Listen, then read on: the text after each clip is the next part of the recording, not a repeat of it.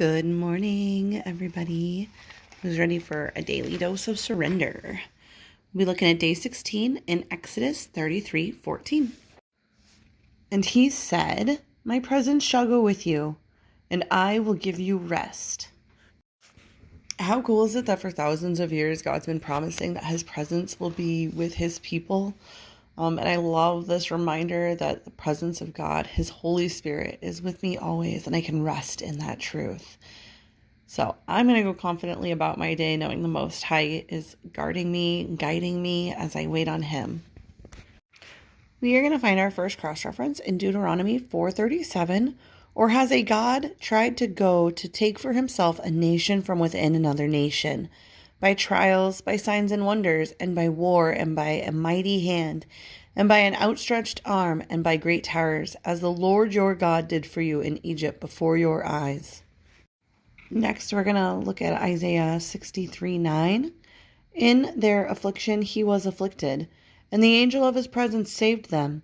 In his love and in his mercy he redeemed them, and he lifted them and carried them all the days of old.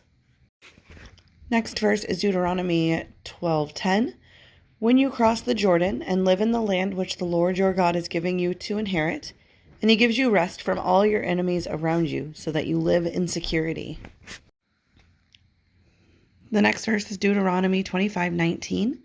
Therefore it shall come about, when the Lord your God has given you rest from your surrounding enemies, in the land which the Lord your God gives you as an inheritance to possess, you shall blot out the memory of Amalek from under heaven. You must not forget.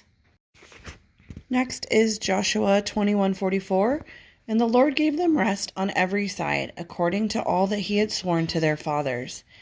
And no one of all their enemies stood before them. The Lord gave all their enemies into their hand. And our last verse is Joshua 22:4.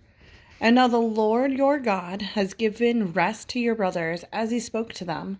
Therefore, turn now and go to your tents, to the land of your possession, which Moses, the servant of the Lord, gave you beyond the Jordan.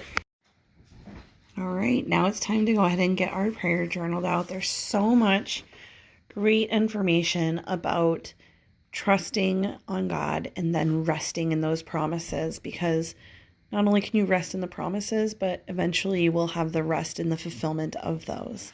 So you all have a wonderful day, and I'll be back tomorrow.